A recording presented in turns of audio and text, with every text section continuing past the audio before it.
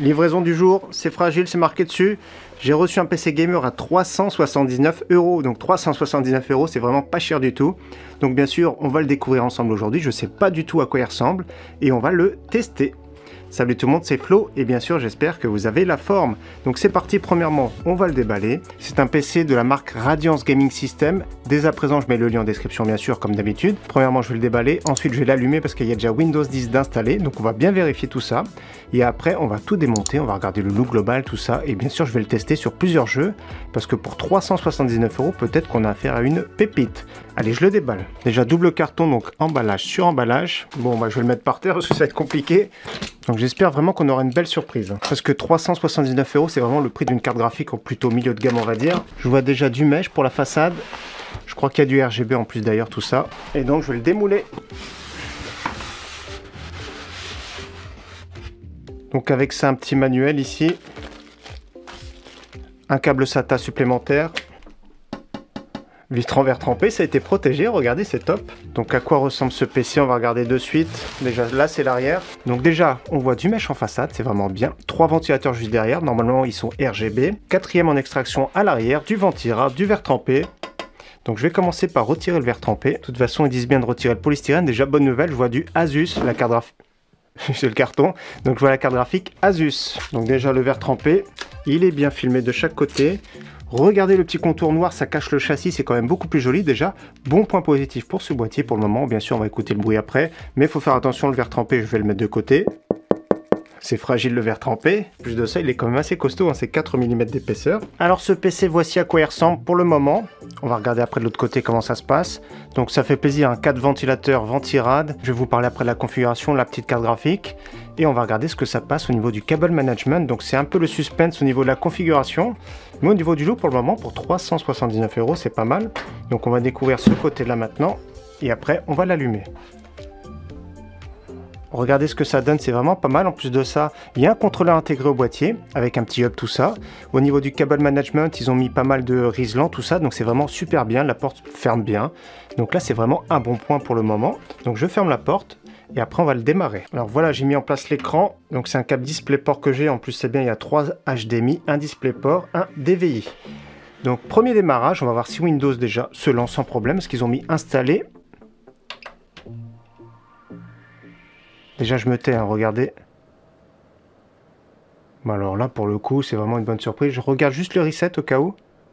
Mais le reset en plus, bah, il est assez difficile à appuyer. Mais tout est synchronisé. Ah là c'est vraiment la bonne nouvelle. Hein. Il va redémarrer.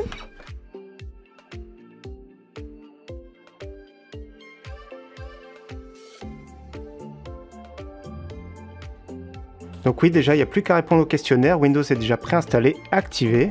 Donc là, c'est vraiment bon signe. Donc maintenant, ce que je vais faire, je vais éteindre tout ça.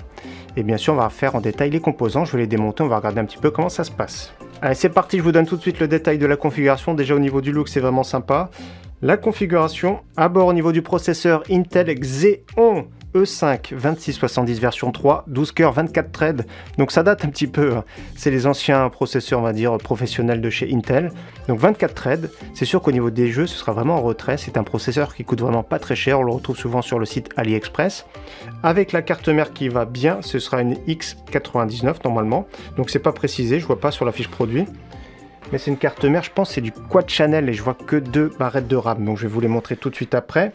Ensuite, nous avons Radeon RX 580. Donc, c'était pas précisé la marque ici, j'ai un modèle de chez Asus. C'est précisé 16 Go DDR4 G-Skill. Je vais vous les montrer tout de suite après. Ensuite, c'est marqué 500 Go de NVMe. C'est pas précisé la marque, mais j'ai déjà vu. C'est déjà un bon signe. Alimentation 550 watts Aerocool Luxe 80 plus bronze. C'est vraiment celle-ci juste en bas. C'est vraiment l'alimentation destinée pour les PC entrée de gamme.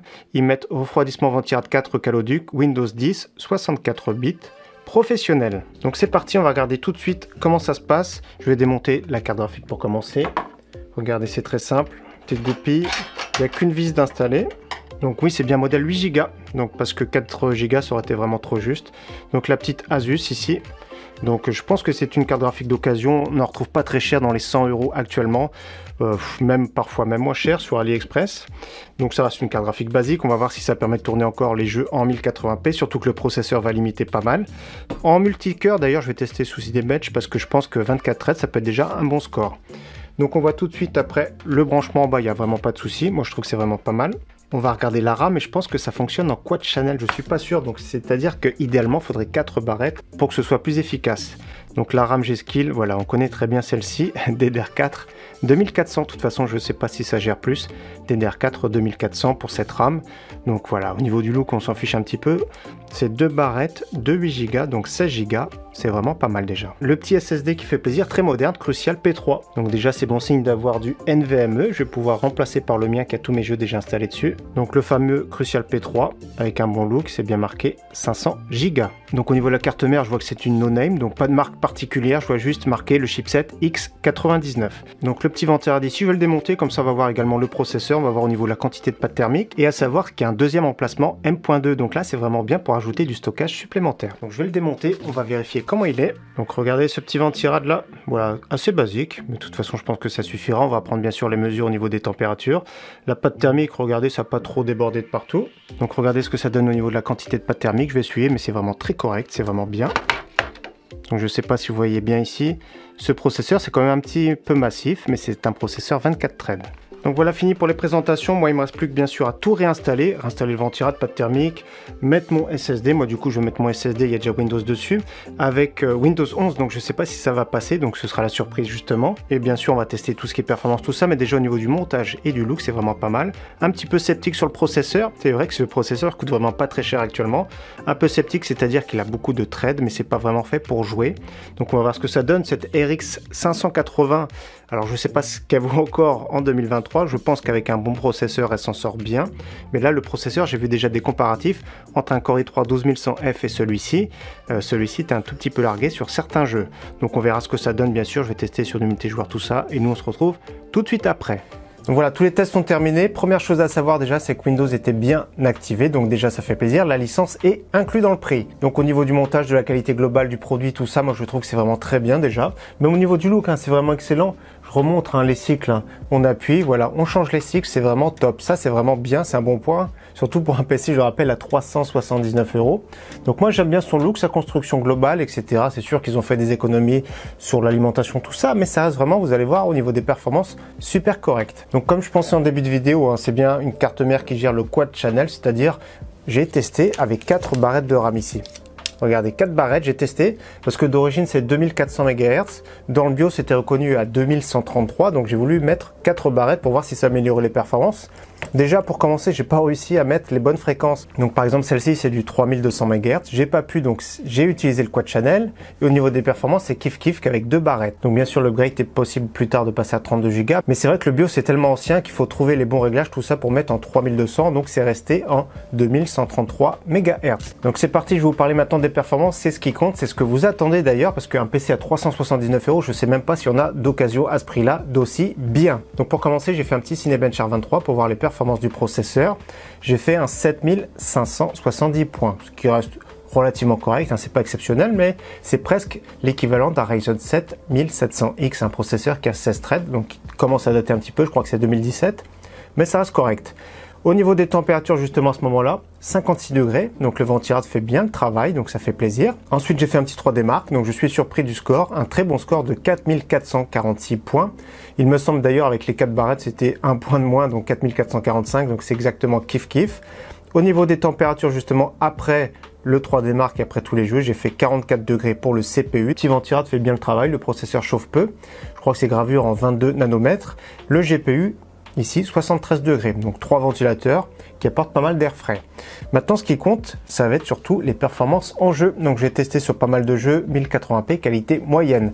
Donc le processeur limite, on peut pas pousser trop en réglage. Je pense que voilà, vous allez voir que l'élément limitant c'est vraiment le processeur, parce que la carte graphique s'en sort pas trop mal, je trouve, encore en 2023 avec 8 Go de VRAM. Alors c'est parti, en premier j'ai fait Far Cry 6 avec 70 de moyenne.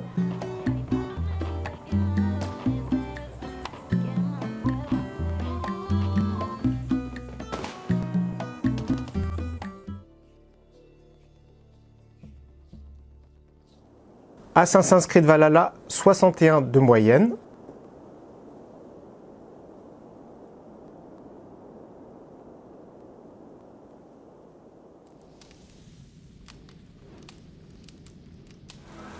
Anno 1800, 102 de moyenne.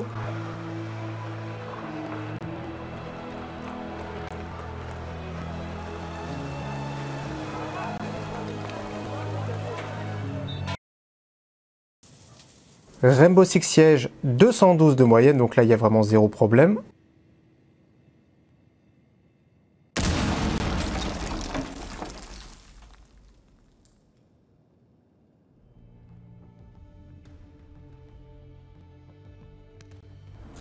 Cyberpunk 2077, plus compliqué, 55 de moyenne.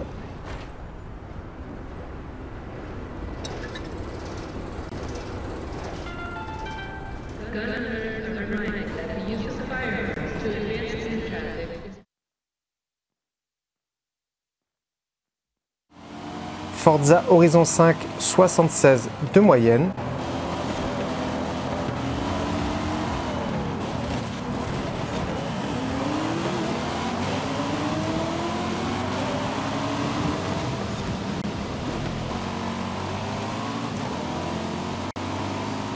Horizon Zero Dawn, 66 de moyenne.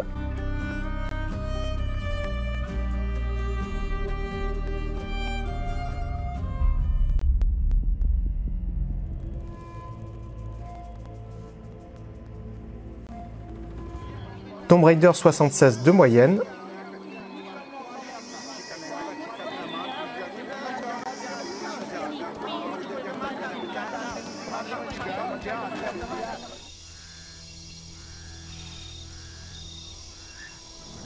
GTA 5, ça passait très bien avec 125 de moyenne.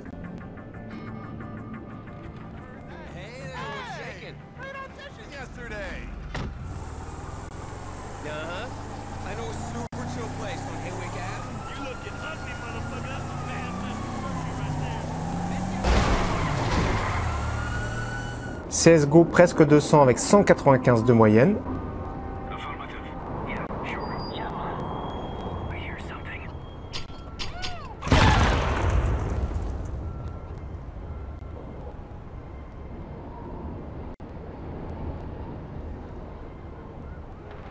Apex environ 100 de moyenne avec un 1% low à 77, ce qui est vraiment très bien.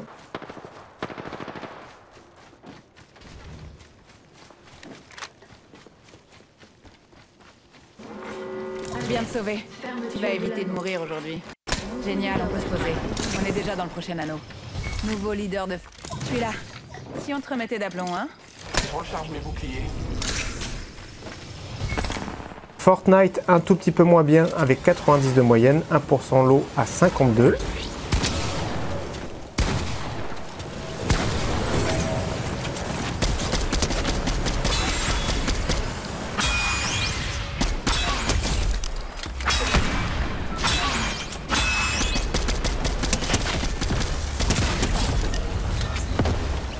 PUBG 90 de moyenne avec un 1% low à 63.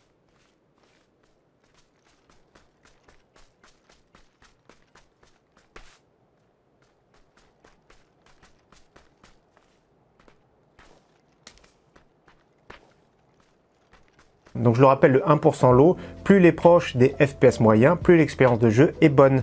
Plus il va être loin, bien sûr. Si par exemple vous avez 100 de moyenne avec un 1% low à 25, ça fait des gros drops, donc l'expérience de jeu est vraiment pas terrible. J'avais oublié de tester Modern Warfare 2, donc je l'ai testé en mode 4 barrettes, donc avec 32 Go. J'avais fait 86 de moyenne. J'ai pas testé Valorant, Overwatch 2, tout ce type de jeu, ça passe sans problème. Il y a certains jeux, surtout solo, voilà, c'est assez compliqué. Ça va tourner à peine autour des 60 FPS, et donc voilà, faudra vraiment faire des concessions graphiques, plutôt jouer en faible. Au niveau de la consommation de ce PC, ça consomme pas mal, 320 watts en pic. De toute façon, je savais très bien que la RX 580 consommait pas mal. Donc ce PC-là, pour vous donner un ordre d'idée, consomme un tout petit peu plus qu'un PC moderne avec un Core i5 13500 avec RTX 4070. Donc il consomme un chouïa plus. Pour vous donner un ordre d'idée, au niveau du bruit, donc il est à côté de nous, il n'est pas spécialement silencieux au repos, mais c'est vraiment très correct. En charge, ça va accélérer quand même pas mal. Donc 47 décibels vous fait écouter de suite. Donc pour conclure, que vaut ce PC Radiance Gaming System? Alors pour le prix, je suis bluffé, il n'y a vraiment rien à dire, 379 €. Qu'est-ce qu'on trouve en occasion? Pas grand chose actuellement. Donc je le rappelle, bien sûr, le lien en description. J'aime beaucoup ce PC, pour ce prix, c'est vraiment excellent. Bien sûr, pour l'upgrade, c'est vraiment compliqué. On pourra rajouter un deuxième SSD. On peut rajouter de la RAM, déjà c'est bien. Mais après, au niveau processeur, comptez pas changer. Au niveau carte graphique, ça vaut vraiment pas le coup de changer. Parce que de toute façon, c'est le processeur qui bride. L'alimentation, de toute façon, aussi sera limitée. Donc c'est un PC pour jouer, on va dire, quelques temps, pour jouer occasionnellement et surtout pour les petits budgets. Donc voilà pour le test de ce PC. Encore une fois, merci à tous pour avoir suivi cette vidéo et j'espère qu'elle vous aura plu. Je vous dis à très bientôt sur ma chaîne. Ciao, bye!